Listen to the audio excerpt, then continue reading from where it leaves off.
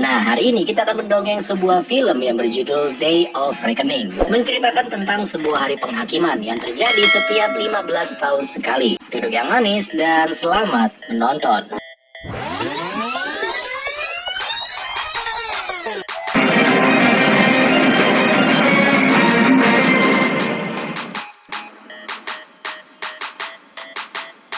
Film dimulai dengan penampakan beberapa orang di sebuah fasilitas, di mana para pekerja ini sedang mengerjakan sebuah proyek. Namun terlebih dahulu mereka harus melakukan yang namanya pengeboran. Nah, pada saat sampai di kedalaman 3000 kaki, tiba-tiba terlihat sesuatu yang mencurigakan keluar dari bawah tanah.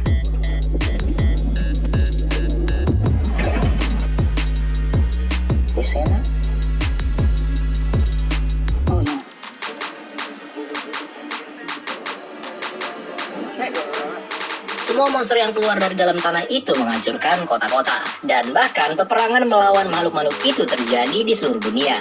Sampai pada akhirnya bencana tersebut berhasil dihentikan. Nah, sejak saat itu instalasi militer di seluruh dunia kemudian diperkuat. Termasuk beberapa fasilitas yang dibangun di dekat lubang neraka untuk mengantisipasi andai peristiwa mengerikan itu terulang kembali. 15 tahun kemudian, keadaan dunia berangsur-angsur mulai pulih. Di sini kita kenalan dulu nih sama seseorang yang bernama David. Dia ini seorang pembersih hama. David ini pernah punya seorang istri yang bernama Laura. Nah, Laura sendiri sekarang bekerja di salah satu sekolah. Belum jelas apa yang menyebabkan dirinya berpisah dengan David. Tapi yang pasti mereka berdua punya seorang anak yang bernama Taylor, yang selalu menghabiskan waktunya bermain skateboard dan juga berpacaran dengan seorang wanita yang bernama Maddie. Pas lagi ngobrol-ngobrol nih, Maddie sebenarnya khawatir tentang gerhana yang akan terjadi esok hari, di mana hari itu adalah hari penghakiman akan terulang kembali. 15 tahun yang lalu mereka berdua belum lahir, jadi anak-anak seumuran mereka hanya mendengar kejadian tersebut dari orang tuanya masing-masing, termasuk juga si Taylor ini. Taylor dengan santainya mencoba menenangkan Maddie sambil mengatakan kalau udah biasa gitu terjadi gerhana dan sampai sekarang gak ada monster yang beneran muncul. Scene kemudian berpindah di mana David mengunjungi anaknya Taylor dan juga mantan istrinya si Laura. Tujuan David kesini adalah untuk mengajak Taylor pergi ke rumahnya. Meskipun Taylor sebenarnya tinggal sama ibunya, tapi sesekali David juga berkunjung ke tempat mereka untuk tetap menjaga hubungan baik lah intinya. Sementara itu ada kabar yang mengejutkan di sebuah fasilitas tentang adanya aktivitas seismik menjelang terjadinya gerhana. Karena itu para personil militer mencoba menyelidikinya di fasilitas ini karena dia tahu betul dengan kengerian yang terjadi 15 tahun yang lalu. Next, di rumahnya David dan Taylor mendengarkan sebuah berita yang menyiarkan kalau telah terjadi fenomena aneh di mana ikan-ikan di berbagai tempat dikabarkan mati secara mendadak.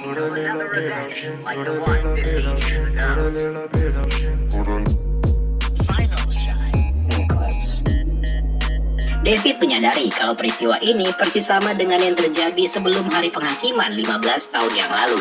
Nah, Laura yang juga mengetahui lewat berita di televisi langsung menghubungi David dan memintanya untuk membawa pulang Taylor. Karena di rumah David ini dianggap gak aman, jadi si Laura berniat membawa Taylor ke bunker perlindungan. Yang semuanya itu udah diatur sama teman dekatnya Laura yang bernama Milton. Tapi ketika David mengiyakannya, tiba-tiba aja Taylor menghilang. Sementara itu, satu monster terlihat berhasil menyelinap keluar dari dalam lubang yang ada di fasilitas tanpa ada yang melihatnya. Ternyata si Taylor ketemuan sama pacarnya Maddie. Jadi si Maddie ini semakin takut cuy dengan pemberitaan di media. Apalagi Maddie sekarang tinggal sendirian karena udah lama gitu dia ditinggalin sama kedua orang tuanya. Nah, pas lagi asik-asik ngobrol nih, tiba-tiba sekawanan burung berhamburan keluar yang seakan-akan menyiratkan kalau akan terjadi sesuatu.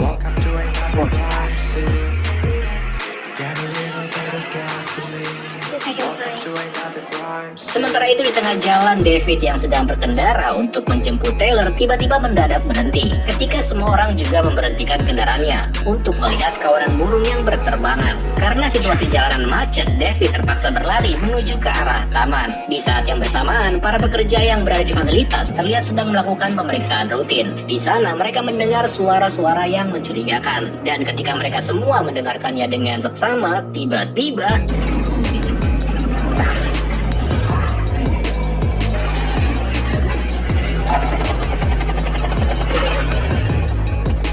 para penjaga sempat menembaki makhluk itu, tapi anehnya itu makhluk nggak terluka sama sekali. Sementara itu di taman, David akhirnya bisa bertemu kembali dengan Taylor dan juga Maddie, di mana keduanya masih tampak ketakutan pasca kemunculan burung-burung di langit. Bersamaan dengan itu, Laura dan Milton juga tiba tepat pada waktunya. Dari sana mereka semua lalu bergegas pergi menuju ke bunker perlindungan, karena kurang dari 1 jam lagi gerhana akan segera muncul. Kekacauan terjadi di mana-mana, kemacetan, kepanikan, benar-benar membuat suasana menjadi mencekam. Singkat cerita, sampailah mereka di bunker perlindungan. Tapi sialnya yang boleh masuk ke dalam bunker hanyalah wanita dan anak-anak aja. By the way, si Taylor dan Maddie masih bisa masuk ke dalam cuy, karena umur mereka masih 15 tahun. Namun rupanya di sini Taylor nggak mau berpisah dengan David. Dari sana, Taylor berlari keluar dan memeluk kembali ayahnya, yang kemudian terpaksa disusul oleh Laura dan juga Maddie. Nah, sialnya tiba-tiba aja nih kapasitas bunker mendadak udah terisi penuh. Yang itu berarti semua orang yang ada di sini udah nggak bisa masuk ke dalam lagi. Karena nggak mau buang-buang waktu, David lalu menyarankan mereka semua untuk pergi ke tempat penampungan temannya yang berada di suatu lokasi. Tapi karena waktunya juga nggak cukup, Milton menyarankan agar berlindung di ruang bawah tanah yang ada di sekolahnya. Perdebatan pun terjadi.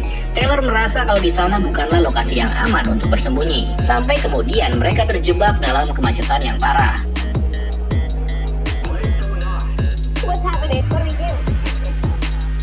Mau gak mau, mereka keluar dari mobil.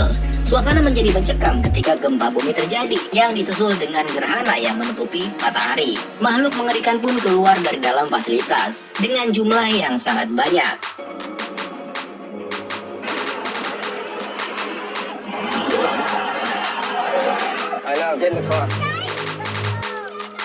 Makhluk-makhluk itu dengan cepat menguasai kota dan sedikit lagi mendekati tempat di mana David dan yang lainnya sedang berada. David lalu menyarankan untuk pergi secepat mungkin dari sini. Nah, di sini Milton gak mau kalau David yang nyetir mobil, sehingga terjadilah keributan yang gak penting sama sekali. Sampai kemudian seekor makhluk menyerang Milton dan kemudian membunuhnya. Gak pakai lama, David langsung membawa mobil sengebut-ngebutnya.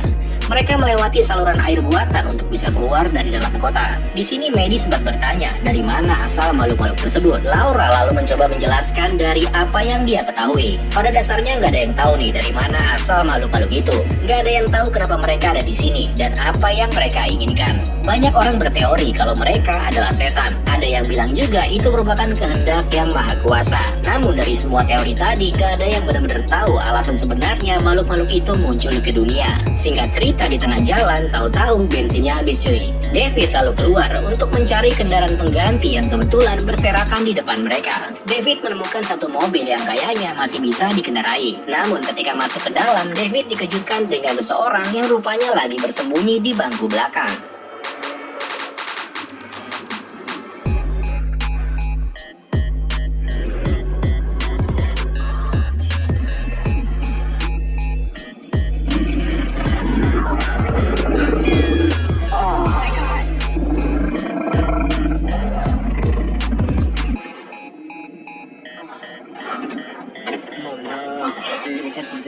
Ketika makhluk itu lagi sibuk makan nih, David perlahan-lahan menyalakan mobil dan kemudian memundurkannya sedikit demi sedikit, sampai kini berada bersebelahan persis dengan mobil yang ditumpangi oleh Laura dan yang lainnya. Nah, rencananya kan mau pindah mobil nih, tapi gimana caranya mereka pindah dan gak ketahuan? Ya nggak bisa cuy, ketahuan juga. Namun si bapak yang dari tadi ngumpet di mobil tiba-tiba keluar sambil membawa garam yang kemudian disiramkan ke arah makhluk itu.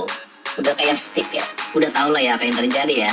Si bapak akhirnya mati diseruduk, sedangkan David dan yang lainnya berhasil kabur dengan memanfaatkan situasi itu. Mereka kemudian tiba di daerah perbukitan dan sampailah di lokasi perlindungan temannya David yang bernama Ted. Dari sana semuanya serempak nih manggilin Ted, tapi anehnya nggak ada respon sama sekali. Nah, sebenarnya si Ted ada cuy.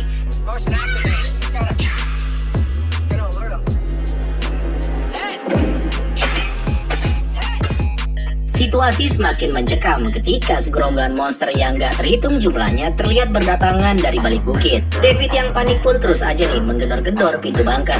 Dan pada saat mereka sedikit lagi bakalan amsyong, tiba-tiba pintunya terbuka.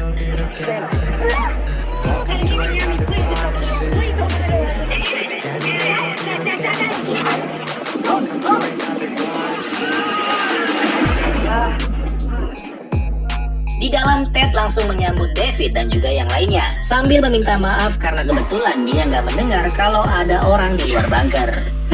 Aneh ya, padahal dia tahu loh, cuma lagi ditodong aja sama seseorang. Di dalam bunker ternyata bukan hanya Ted seorang, melainkan ada orang lain, yaitu Stella istrinya, dan juga salah seorang anggota militer yaitu si Garrett. Ted kemudian memperkenalkan Garrett sebagai salah seorang kenalannya, yang tak gimana caranya pokoknya si Garrett ini beralasan kalau dirinya terpisah dari unitnya pasca kemunculan monster di fasilitas sebelumnya. Nah, karena udah nggak bisa kemana-mana, mereka semua lalu mulai menikmati keadaan. Entah itu makan-makan, memantau siaran radio, dan apapun itu pokoknya yang berguna lah. Karena mereka nggak pernah tahu kapan situasi ini kembali normal. Singkat cerita, sambil menikmati makanan, Garrett lalu bercerita tentang bagaimana makhluk-makhluk tersebut bisa mendeteksi manusia. Menurut Garrett, mereka sangat tertarik dengan yang namanya pergerakan dan juga cahaya. Bahkan mungkin makhluk-makhluk itu juga bisa melihat jiwa-jiwa manusia. I think that they see right into you. Right into your soul. They're here to test us. I think it's crystal clear that these things are the devil's work.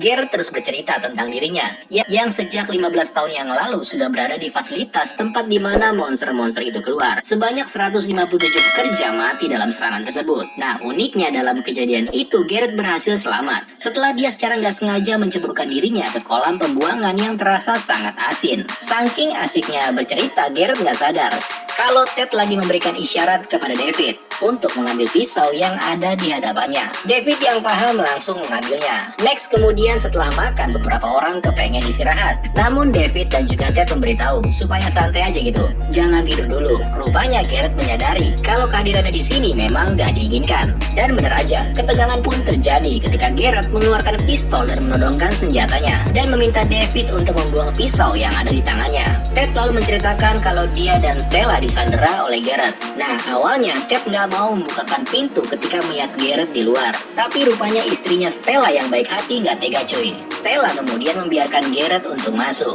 Namun akibatnya Stella dan Ted malah disandera. Ketika suasana mulai udah nggak jelas nih, tiba-tiba mereka merasakan kalau ada sesuatu yang mencurigakan. Di mana makhluk-makhluk yang ada di luar kini nggak kedengaran lagi. Bang itu berhasil dibunuh oleh Maddie, sedangkan David berhasil melumpuhkan Garrett dan kemudian mengambil pistol miliknya. Tapi sial, dalam insiden itu Stella terluka.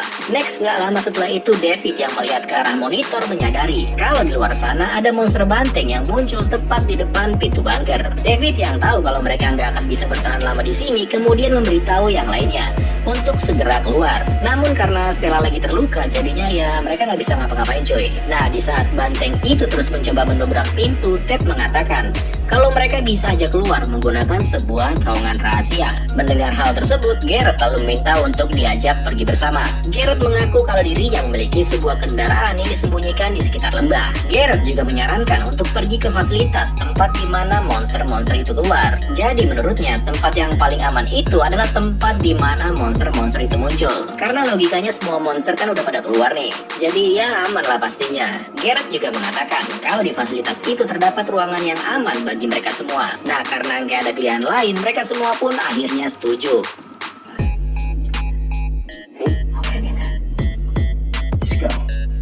Sebelum berangkat, Ted terlebih dahulu menunjukkan gudang miliknya, di mana di sana penuh dengan perlengkapan dan juga persenjataan. Singkat cerita, mereka semua berhasil keluar melewati jalur rahasia dan kemudian meneruskan perjalanan ke arah lembah. Nah, pada saat lagi asik-asik jalan nih, tiba-tiba Taylor menemukan kalau ada seekor monster yang berdiri tepat di pinggir jalan. Ternyata monster itu udah mati. Bukannya melanjutkan perjalanan, Maddie yang penasaran kemudian mendekatinya dan tiba-tiba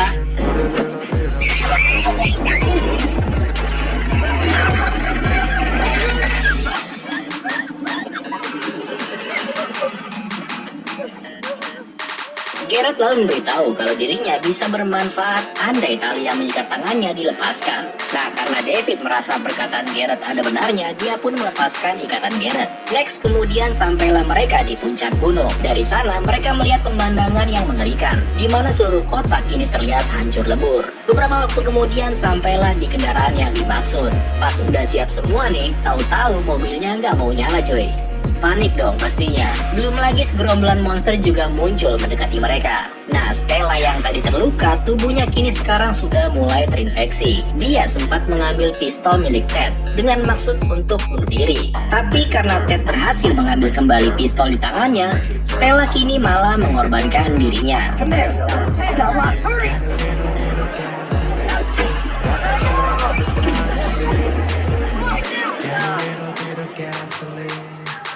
Suasana menjadi hening pasca kematian Stella.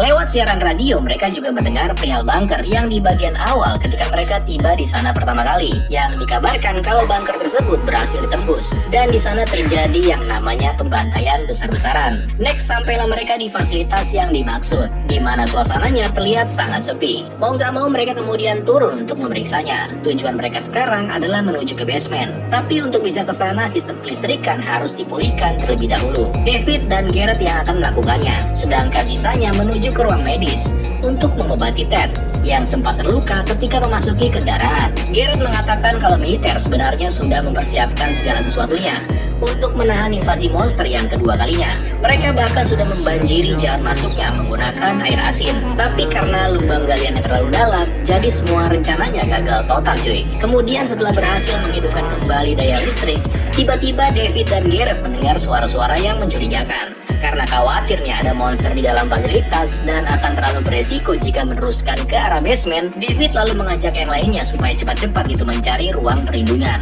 Mereka harus bertahan selama mungkin sampai gerhana matahari berakhir, dan waktu yang mereka punya sekitar 2 jam lagi. Ya, masih lama dong. Garrett lalu mengusulkan untuk bersembunyi di ruang penyimpanan bahan-bahan kimia. Tapi baru aja mulai berjalan, tiba-tiba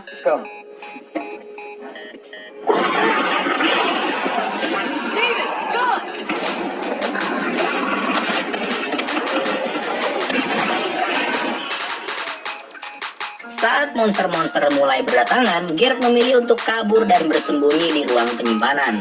Garrett lalu menyuntikkan sesuatu ke tubuhnya, yang ternyata si Garrett ini rupanya juga sudah terinfeksi sejak lama. Kita kembali lagi ke David dan yang lainnya. Di sini David memiliki sebuah ide. Dia berencana untuk membanjiri seluruh ruangan menggunakan air asin. David kemudian mulai memasuki jalur ventilasi udara. Perlahan-lahan David mulai mematikan aliran air. Dia melakukannya dengan tenang, karena kalau sampai sedikit aja dia bersuara, udah kelar coy. Dia lalu kembali lagi nih ke ventilasi udara.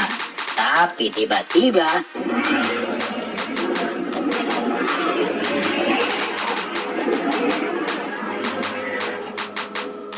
disiram garam gak tuh? Nah, setelah itu David lalu berusaha menghubungi Taylor lewat pengeras suara. David meminta Taylor untuk menghidupkan alarm kebakaran. Namun Taylor yang mendengarnya nggak bisa berbuat apa-apa, karena mereka juga lagi terjebak di antara makhluk-makhluk yang bermunculan. Nah, di luar dugaan nih, Ted kemudian mengorbankan dirinya untuk menghadapi makhluk-makhluk itu. Dia mengambil kapak dan menghajarnya, sampai kemudian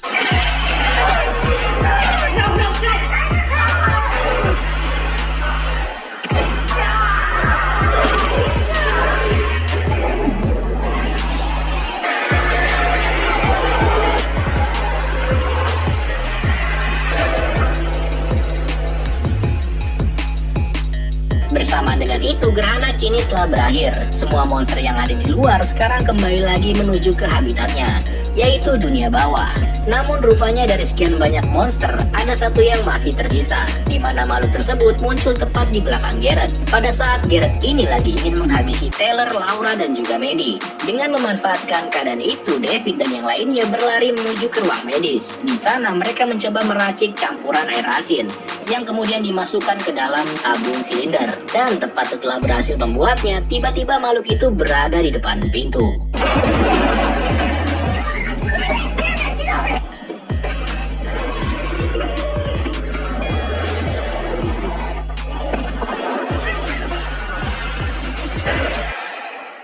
Kemudian setelah dirasa aman, David, Laura, Taylor, dan Maddie keluar dari dalam fasilitas. Sekarang kota-kota memang udah hancur, namun umat manusia masih mempunyai kesempatan untuk memulihkan keadaan. Dan sekali lagi, manusia membuktikan kalau mereka nggak akan dengan mudah dikalahkan oleh kegelapan.